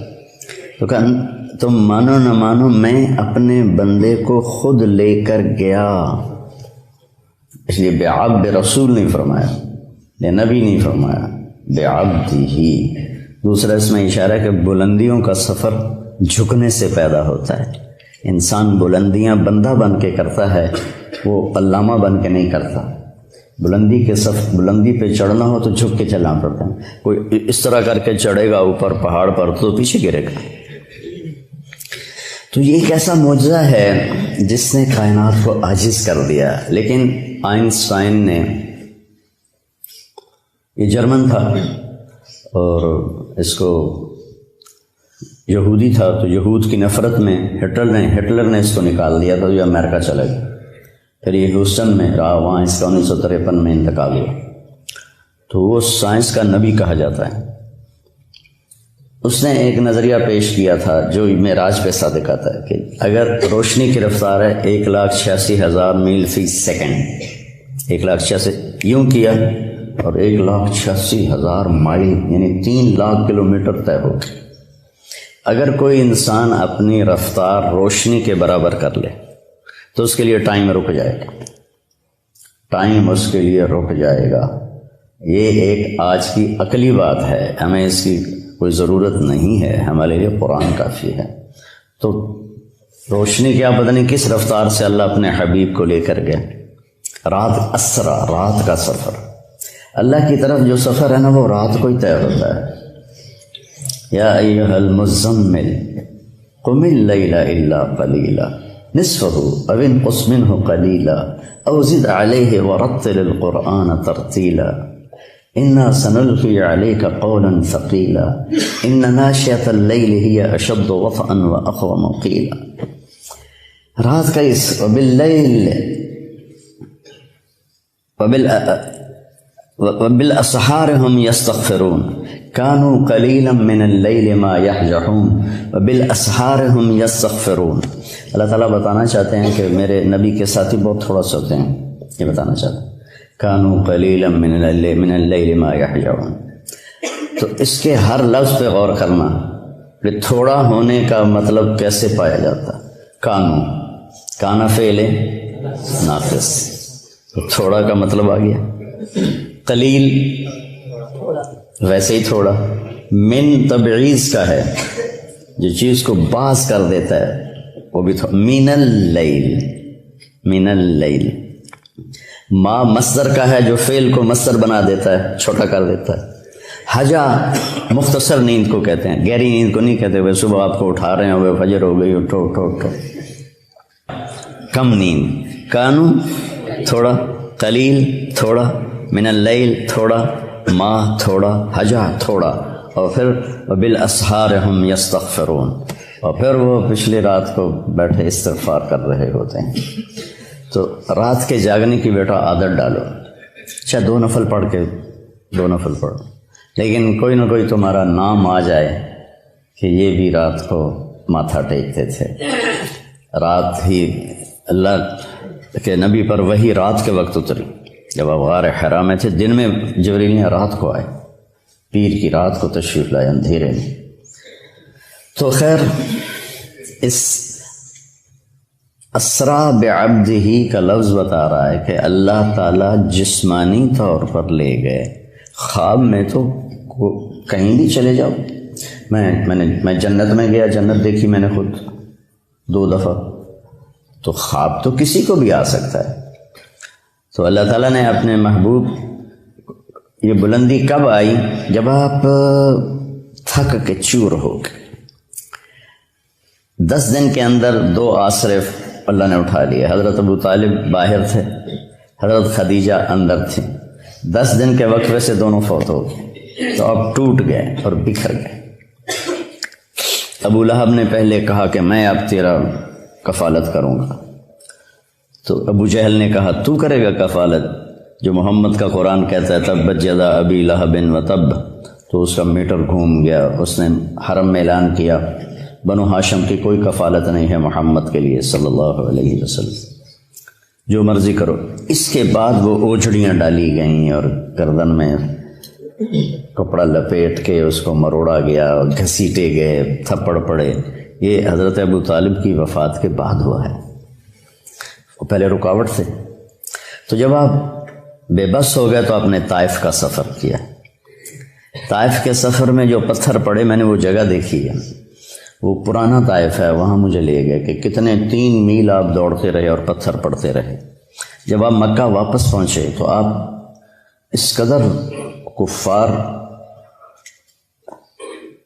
کی وہاں مطلب ان کا ایسا خوف چھایا ہوا تھا کہ آپ مکہ میں داخل نہیں ہوئے. آپ نے سہیل ابن عمر کو پیغام بھیجا مجھے پناہ دو، تمہاری پناہ میں مکہ میں آنا. یہ اسباب کی دنیا ہے، نبی بھی اسباب اختیار کرتے ہیں. اگر آپ چلے بھی جاتے کوئی روکنے والا نہ ہوتا. اس نے کہا میں نہیں دیتا. پھر آپ نے اخنس بن شریک سے کہا کہ مجھے پناہ دو. اس نے کہا میں نہیں دیتا. پھر آپ نے صفوان بن امیہ کو پیغام بھیجا، اس نے بھی انکار کر دیا. پھر آپ نے مطعم بن عدی کو پیغام دیا. تو مطعم بن عدی اپنے بیٹوں کو لے کر آیا اور آپ کو تلواروں کے سائے میں حرم شریف لایا. کہا کہ یہ آج کے بعد میری پناہ میں ہیں، کوئی ان پہ ہاتھ نہیں اٹھائے گا. ابو جہل نے پوچھا تم اپنے مذہب پر ہو یا محمد کے مذہب پر؟ کہ نہیں میں اپنے مذہب پر ہوں، اپنے دین پر ہوں. کہا ٹھیک ہے پھر ہم اس کی رعایت کریں گے. اس واقعے کے بعد معراج کا واقعہ ہوا کہ جب آپ ٹوٹ گئے اور پس گئے. الا منتقلونی، کیا درد ہے ان الفاظ. الا منتقلونی، یا اللہ تو نے مجھے کن کے حوالے کر دیا. طائف کے بعد کی دعا اشکو الیک طوف قوتی وقلت حیلتی وہوانی علی الناس. یہ ہوانی علی الناس میں جو پکار اور فریاد ہے پہاڑوں کو پگھلا دے. یا اللہ تو نے مجھے لوگوں کے سامنے بے بس کر دیا، پتھر مار مار انہوں نے میرا یہ حال کر دیا. الا من تکلنی، کس کے حوالے تو نے کر دیا. اس کے بعد پھر اللہ تعالیٰ کا نظام چلا. چلیے یا رسول اللہ، اللہ ملاقات کے لیے بلا رہے. اسرا، سبحان الذی اسرا. تمہیں بھی اگر معراج چاہیے تو نماز ملی ہوئی ہے. الصلاۃ معراج المؤمنین ایک عام مقولہ ہے. نماز کو خوبصورت بنا لو تو اللہ معراج کا ذائقہ نصیب فرمائے. تو آپ حضرت ام ہانی کے گھر میں تھے، وہاں سے آپ کو حتیم لے جایا گیا اور 2 تھال تھے سونے کے، ایک میں زمزم کا پانی تھا اور ایک میں نور تھا. تو جبریل نے ایسے کر کے ہاتھ پھیرا اور آپ کا سینہ چاک ہو گیا اور آپ کا دل نکال کے باہر لے لیا. اور آپ دیکھ، میرا بھائی دل کا ڈاکٹر ہے نا، تو اتنا حساس آپریشن ہوتا ہے اس کا. وہ دل نکالتے نہیں، دل وہیں ہوتا ہے اور اس کو پوری ایک مشین کے ساتھ مصنوعی سانس دیا جاتا ہے. وہ مشین بند ہو جائے آدمی مر جاتا ہے، لیکن جبریل نے دل کھینچ کے باہر نکال لیا، پھر اس کو 2 ٹکڑے کر دیا، پھر اس کو زمزم کے پانی سے دھویا اور پھر اس میں وہ جو نور لائے تھے وہ سارا اس کے اندر بھرا. پھر اس کو ایسے کیا تو وہ بند ہو گیا. پھر اپنی جگہ پہ رکھا تو رگیں آ کے جڑ گئیں اپنے آپ. سبحان فعال لما یرید، تیرا رب جو چاہے کر دے. اور پھر ایسے ہاتھ پھیرا، یہاں سے لے کر یہاں ناف سے نیچے تک چیرا تھا دل کو. پیٹ کو بھی دھویا، پیٹ کو بھی دھویا اور دل کو بھی دھویا، اور یہاں سے لے کر یہاں تک پیٹ کو چاک کیا، پیٹ کو کاٹا اور کوئی نشان نہیں تھا. جب جبریل نے ہاتھ پھیرا تو ویسے کو ویسے تھا. پھر ایک سواری جو خچر سے چھوٹی گدھے سے بڑی براق، اس پر آپ کو باہر وہ کھڑی تھی سوار کرایا گیا اور آپ نے فرمایا مجھے جبریل، وہاں جب اس پر سوار ہوا تو وہ کودنے لگا تو جبریل نے کہا تیری پشت پہ ان سے افضل ہستی آج تک نہیں سوار ہوئی، یہ خاتم الانبیاء ہیں. تو ایک دم وہ پسینہ پسینہ ہو گیا. پھر وہاں سے آپ کو لے کر مدینہ آئے کہ اتریے 2 نفل پڑھیے، یہ آپ کی ہجرت کی جگہ ہے. پھر وہاں سے آپ کو لے گئے کوہ طور پر، کہ یہ طور سینا ہے جہاں موسیٰ سے اللہ بات کرتے تھے، 2 نفل پڑھیے. پھر بیت اللحم لے گئے، حضرت عیسیٰ کی جائے پیدائش، کہ یہ عیسیٰ کی جائے پیدائش ہے. پھر آپ حضرت موسیٰ علیہ السلام کی قبر سے گزرے کا میں نے دیکھا وہ قبر میں نماز ادا فرما رہے تھے. پھر اس کے بعد آپ کو بیت المقدس لایا گیا. اب یہ واقعہ دونوں طرح کی روایت ہے، پہلے پیش آیا یا آپ کے اترنے کے بعد پیش آیا، کہ سارے ارواح انبیاء جمع تھی اس دن. وہ تو معبد ہی تھا، مسجد تو ہمیں ملی، پہلے مسجد تو تھی نہیں. کسی امت کو مسجد نہیں ملی، عبادت گاہ. وہ عبادت گاہ کا دروازہ بند کرنے لگا، خادم تو بند نہیں ہو رہا تھا، نے پورا زور لگایا نہیں بند ہوا. تو اس نے مصری بلایا تو انہوں نے کہا اس کی جو اوپر والی ایسے ڈاٹ ہوتی تھی، اب تو لوہا ڈال دیتے نا، تو وہ اس طرح کر کے ڈاٹ ڈالتے تھے، وہ نیچے آ گئی، یہ دروازہ بند نہیں ہو رہا. تو جو معبد کا پادری تھا اس نے کہا ڈاٹ نیچے نہیں آئی، آج آخری نبی کے آنے کا دن ہے، یہ ان کے استقبال میں دروازہ کھلا رہے. حالانکہ آپ کو دروازے کی ضرورت نہیں تھی، لیکن یہ اللہ تعالیٰ نے آپ کو یہ اکرام دیا. جہاں انبیاء سواری باندھتے تھے وہاں اپنے براق کو باندھا، اندر تشریف لے گئے. سارے انبیاء کی ارواح جمع تھیں. تو آپ جبریل نے آپ کو آگے کھڑا کر کے نماز پڑھوائی اور اس بات پر مہر لگائی کہ آپ نبی الانبیاء ہیں. اب نبیوں کے بھی نبی ہیں، پچھلوں کے بھی نبی ہیں اور اگلوں کے بھی آپ نبی ہیں، اور آپ آخری ہیں، آپ کے بعد کوئی نہیں ہے. پھر اس کے بعد جب آپ کا آسمان کا سفر شروع ہوا تو براق پہ نہیں ہوا، نہ جبریل نے آپ کو اٹھایا، نہ کندھوں پہ بٹھایا، نہ پروں پہ بٹھایا. اللہ اپنی قدرت سے آپ کو لے کر گیا پہلے آسمان پر.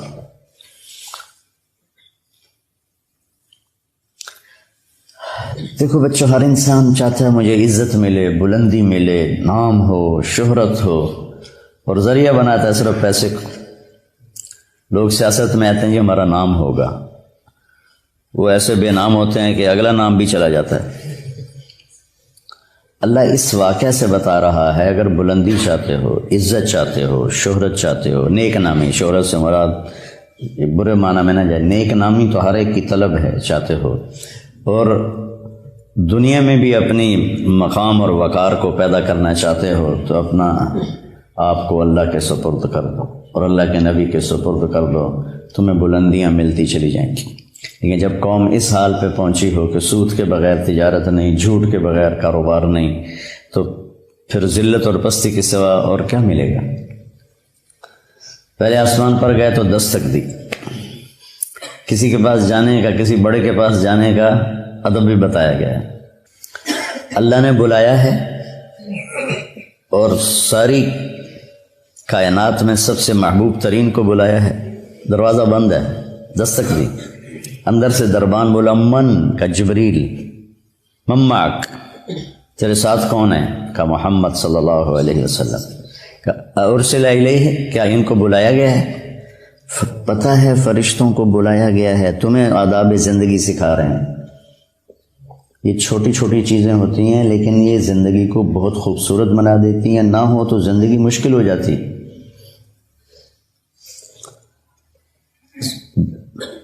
اس لیے میں نے وہ کتاب شروع کروائی ہے، کیف عاملہم، کہ آپ کو پتہ چلے زندگی کیسے گزارنا۔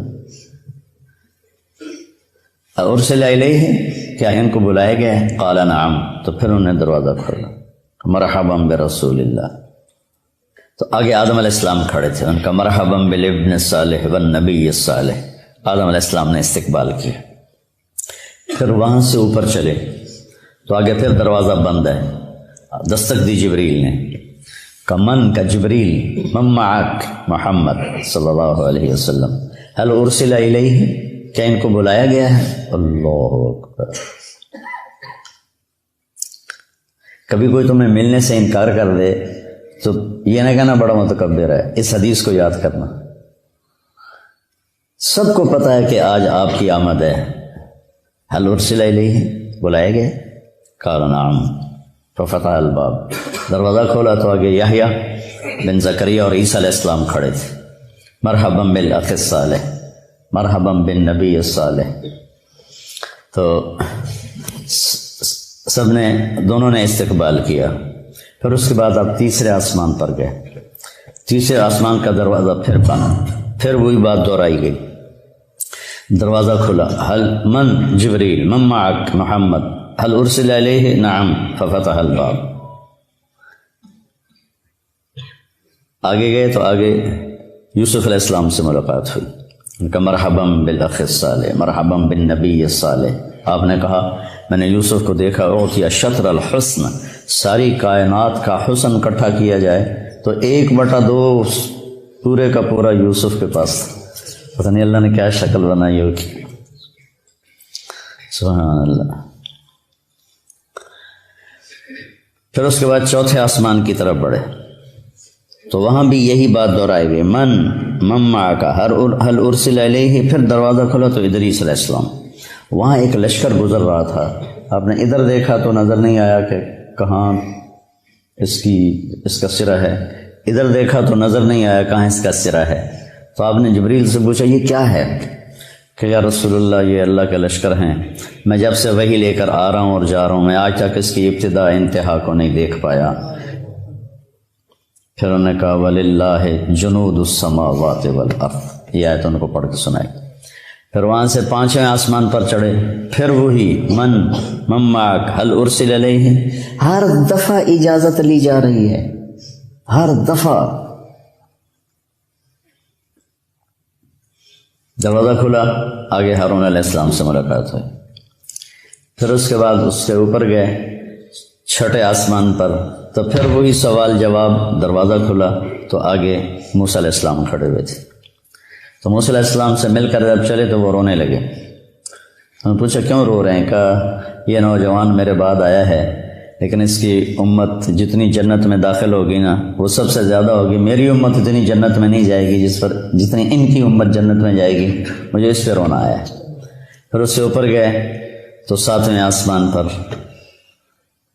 پھر وہی سوال جواب ہوئے، اور اس کے بعد دروازہ کھلا تو ابراہیم علیہ السلام یا آدم علیہ السلام نے کہا میرے بیٹے آ گئے، یا پھر ابراہیم علیہ السلام سفید داڑھی لمبی. تو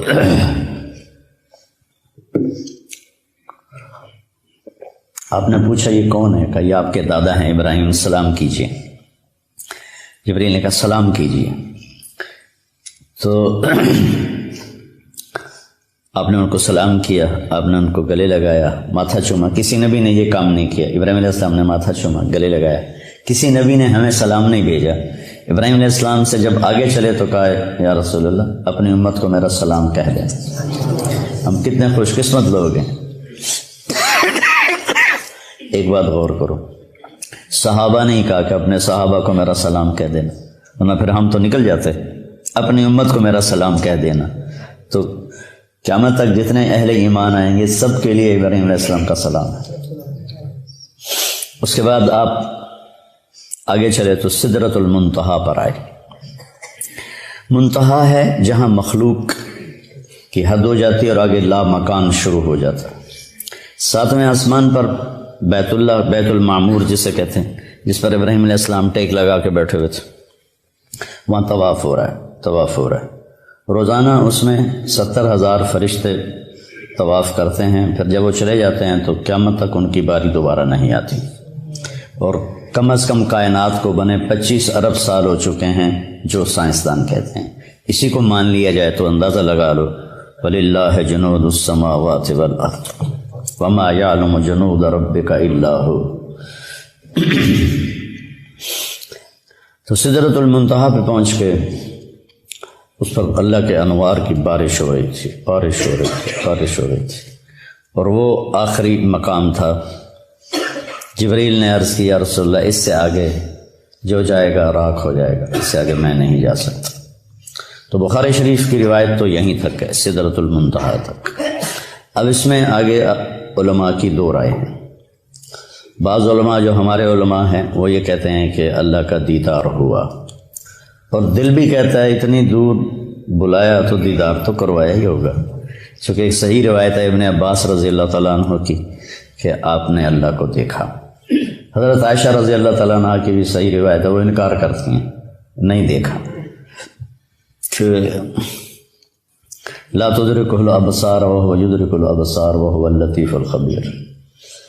دل کا وجدان یہ کہتا ہے. اور روایات صحابہ میں بھی بعض اس کے قائل ہیں کہ ملاقات ہوئی، بعض اس کے قائل ہیں ملاقات نہیں ہوئی. آگے پھر بڑے بڑے کبار محدثین ائمہ کے اندر دونوں قول چلتے ہیں، تو کسی ایک پہ ضد نہیں کرنی چاہیے. ہماری بات یہ ہوگی کہ جو اپنے دل کو لگ گیا اس کے اوپر پورا زور لگا دینا، دوسرے کی نفی کر دینا. جس چیز کا مجھ سے مواخذہ ہی نہیں، سوال ہی نہیں، تو اس پر میں جنگ کا بازار گرم کرتا ہوں. تو سدرۃ المنتہا سے آگے یعنی میرا دل کہتا ہے کہ زیارت ہوئی، ملاقات ہوئی، اور کیا باتیں ہوئیں اللہ جانتا ہے. یہ ایک حدیث مجھے یاد ہے کہ آپ نے کہا یا اللہ اتخذت ابراہیم خلیلا وموسیٰ کلیما وعلمت لداود الحدید وسخرت لسلیمان الریاح واحیت لعیسی الموتى فماذا جعلت لی. یا اللہ آپ نے ابراہیم علیہ السلام کو خلیل بنایا، موسیٰ کو کلیم بنایا، سلیمان کے لیے ہوا نرم کی، وعلمت لداود الحدید، اور داؤد علیہ السلام کے لیے لوہا نرم کیا، سلیمان علیہ السلام کے لیے ہوا تابع کی، اور عیسیٰ علیہ السلام کے لیے مردے زندہ کیے. فماذا جعلت لی، میرے لیے کیا ہے؟ تو اللہ تعالیٰ نے فرمایا اولیس قد آتیتک افضل من ذلک کلہ، میرے محبوب آپ کو خبر نہیں میں نے آپ کو جو دیا ہے کسی کو بھی نہیں دیا. کیا دیا ہے کہ اللہ ذکرت الا ذکرت معی، جب بھی میرا نام آئے گا آپ کا نام میرے نام کے ساتھ آئے گا. سنگ سنگ چلے گا تیرا نام، ساتھ ساتھ چلے گا تیرا نام، رہے گا میرا نام، رہے گا تیرا نام، باقی سب فنا. تو کہا میرے محبوب آپ کو سب سے اعلیٰ چیز دی. پھر اس سب میں آپ نے جنت بھی دیکھی، جہنم بھی دیکھی. جنت 7ویں آسمان سے شروع ہوتی ہے. 7واں آسمان ہے اس کی بنیاد ہے، لیکن وہ پھر 7ویں آسمان سے باہر نکل گئی ہے. کتنی باہر نکلی ہے کوئی حساب کتاب کوئی نہیں. پھر اوپر چڑھتی ہے اور اس کی جو چھت ہے وہ اللہ کا عرش ہے. جنت الفردوس جو سب سے اعلیٰ جنت ہے اس کی ڈائریکٹ چھت ہے اللہ کا عرش. آسمان ہم سب کے لیے چھت ہے، لیکن یہ مسجد کی چھت اس وقت ہماری قریب ترین چھت ہے. ساری جنت کی چھت اللہ کا عرش ہے، وہ ہے، ان کو نظر آئے گا. لیکن جو جنت الفردوس کے واسی ہوں گے ان کے لیے اس کی طرح ہوگا اللہ کا عرش. اور جتنا اللہ نے عرش کو ڈیزائن کیا ہے، ایک حدیث میں آتا ہے، اتنا کسی شے کو بھی ڈیزائن نہیں کی اپنی مخلوق. اس کو اتنا خوبصورت بنایا ہے، اتنا کسی چیز کو بھی نہیں بنایا. تو آپ نے جنت کی نعمتوں کو دیکھا.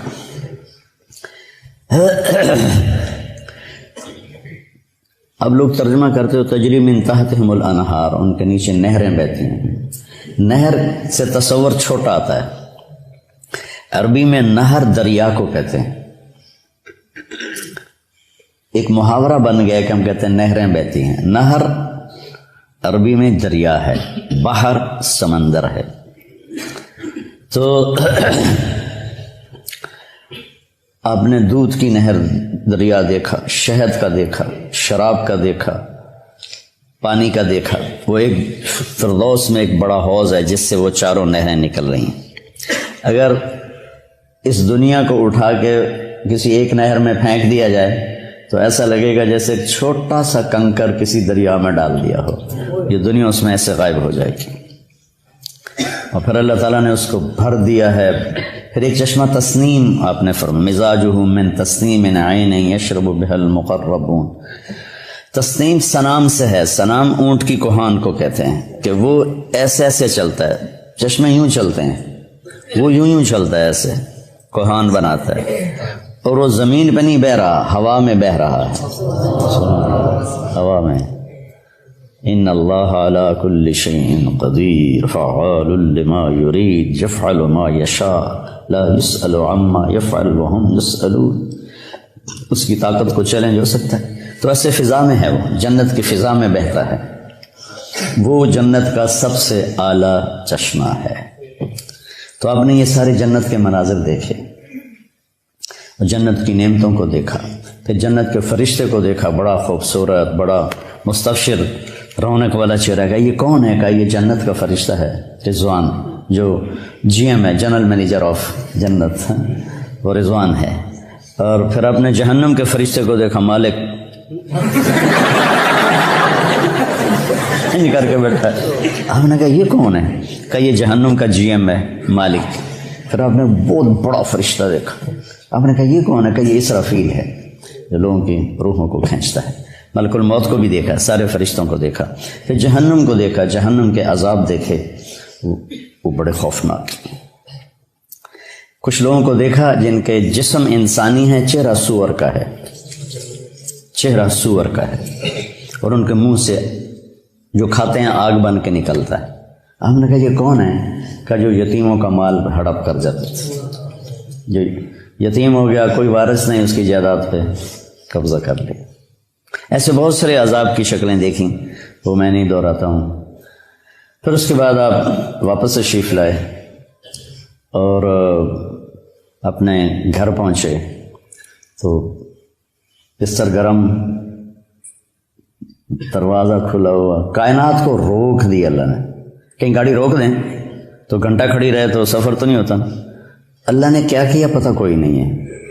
ایک سائنسی بات ہے، روشنی کی رفتار سے کہ برابر ہو جاؤ تو ٹائم پیچھے چلا جاتا ہے، ٹائم رک جاتا ہے.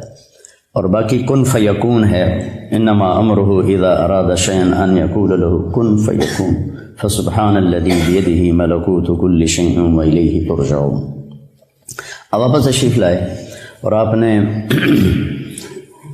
حضرت خدیجہ سے کہا کہ میں نے رات کو یہ دیکھا ہے. تو میں بتانا چاہتا ہوں کہ یا رسول اللہ، پہلے آپ کے اتنے مخالف ہیں اور آپ کی باتیں نہیں مان رہے. یہ سن کر تو وہ اور مذاق اڑائیں. کہ نہیں جب اللہ کی طرف سے تو مجھے بتانا ہے، تو آپ نے حرم میں آ کے اعلان کیا، تو ایک ہلچل مچ گئی اور کھلبلی مچ گئی اور سورے ہنس کے پاگل ہو گئے۔ تو ایک آدمی اٹھا وہاں سے، بھاگا، ابو بکر، اگر کوئی آدمی کہے راتوں رات آسمان پہ گیا، آسمان سے واپس آیا، بیت المقدس گیا، بیت المقدس سے واپس آیا، تم مانو گے؟ تو ابو بکر نے کہا کہنے والا کون ہے؟ کہا تیرا دوست۔ کا پھر میں مانتا ہوں جو کہا ہے سچ۔ اس پر آپ نے فرمایا لکل امت صدیق و صدیق امتی ابو بکر، ہر امت کا ایک صدیق ہے اور میری امت کا صدیق ابو بکر ہے۔ غار ثور میں جب آپ داخل ہوئے، پہنچے تو ابو بکر نے آپ کو باہر بٹھا دیا، تو اندر گئے، سارے سوراخ بند کیے، کپڑا پھاڑ کے ٹٹول کے، اندھیرا تھا، 27 کی رات تھی، 27 صفر کی رات تھی، اندھیرا، شب جمعہ تھی۔ تو کچھ جب سوراخ باقی رہ گیا تو پھر کرتا اتارا، پہلے پگڑی اتاری پھاڑی، پھر کرتا اتار کے پھاڑا، سارے بند کر کے دیکھ کے ایک سوراخ تھا جس میں سانپ تھا۔ مرحبا بک یا رسول اللہ۔ اب جب آپ اندر آئے تو اندھیرے میں آپ کو پتہ نہیں چلا کہ ابو بکر کا نہ کرتا ہے اور نہ پگڑی ہے۔ جب تھوڑی سی صبح صادق کی آنکھ کھلی تو آپ نے دیکھا کہ نہ کرتا نہ پگڑی۔ کہ ابو بکر تیرا کرتا تیری پگڑی؟ کہ یا رسول اللہ یہ سارے سوراخ تھے، مجھے ڈر لگا کوئی چیز آپ کو نقصان نہ پہنچے۔ نقصان پہنچانے والا تو وہاں تھا جہاں انہوں نے ایڑی رکھی ہوئی تھی، تو اس لیے میں نے یہ کیا۔ تو اللہ کے نبی کی آنکھوں میں آنسو آ گئے۔ کہ یا اللہ میں ابو بکر سے راضی ہوں، تو بھی اس سے راضی ہو جا اور اسے جنت میں میرا ساتھی بنا دے۔ تو اس وقت جبریل آیا، یا رسول اللہ، اللہ تعالیٰ فرما رہے ہیں کہ ہم ابو بکر سے راضی ہو گئے اور جنت میں آپ کا ساتھی بنا دیا۔ یہ اعزاز صرف ابو بکر کو حاصل ہے۔ معراج کے سفر میں جو پیغام ہے بیٹا وہ یہ ہے کہ دنیا اور آخرت کی عزتیں اگر سمیٹنی ہیں تو کی محمد سے وفاتوں نے تو ہم تیرے ہیں، یہ جہاں چیز ہے کہ لوح و قلم تیرے ہیں، محمدی بنو، محمدی اخلاق اپناؤ، محمدی طرز اپناؤ، اپنی 24 گھنٹے کی زندگی کو مزین کرو نبی والے اعمال کے ساتھ، اخلاق کے ساتھ، نبی والی محنت کے ساتھ، تو پھر اللہ کی غیبی تائید آپ کے ساتھ ہو جائے گی۔ صحابہ کو جو اللہ تعالیٰ نے عزت بخشی اور فتوحات بخشی، اس کے پیچھے اللہ کی تائید تھی۔ تھوڑے تھوڑے لشکروں کے ساتھ انہوں نے بڑے بڑے قلعے اکھاڑ دیے اور بڑے بڑے انہوں نے برج گرا دیے، تو کوئی ان کی عسکری طاقت نہیں تھی، اللہ کی غیبی طاقت ان کے ساتھ تھی۔ تو رجب میں معراج ہوا تھا، اس میں کئی قول ہیں لیکن زیادہ امت کے نزدیک 27 رجب ہے۔ تو میرے جی میں ہے کہ آپ بچوں کو تھوڑا سا میں اس کے بارے میں بتا دوں اور اس کا فلسفہ بھی بتا دوں کہ یہ ایک پیغام ہے جو دنیا اور آخرت کی بلندیاں چاہتا ہے، وہ اپنے نبی کے طریقے پر آ جائے۔